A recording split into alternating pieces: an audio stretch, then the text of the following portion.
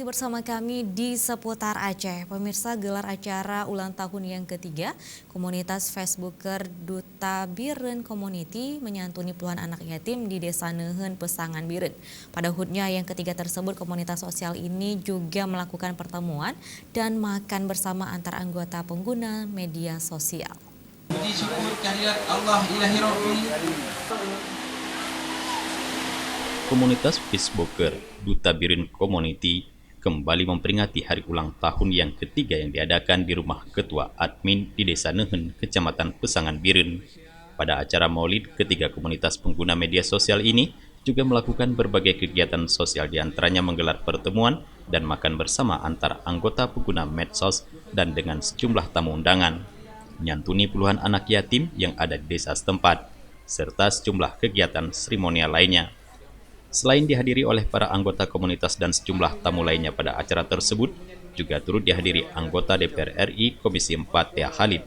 Pada kesempatan tersebut, Tia Khalid langsung dinobatkan sebagai anggota kehormatan dengan menyerahkan langsung baju seragam komunitas oleh Presiden DBC Sabrudin Abdullah.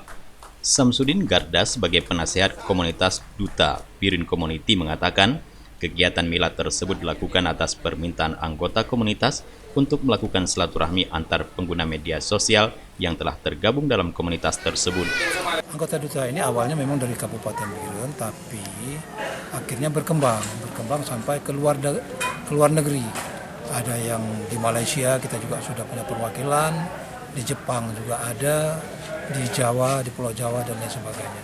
Dan terdiri dari berbagai profesi, ya, dari ada posisi pendidik, ada posisi petani, ada profesional dan lain sebagainya, itu semua tergabung dalam Duta Biren Community. Selain melakukan sejumlah kegiatan sosial dan seremonial, acara milad ketiga komunitas Duta Biren Community ditutup dengan tausiah agama oleh Tengku Jalaluddin atau yang akrab disapa Abu Payakareng. Dari Biren, Tim Liputan Aceh TV melaporkan.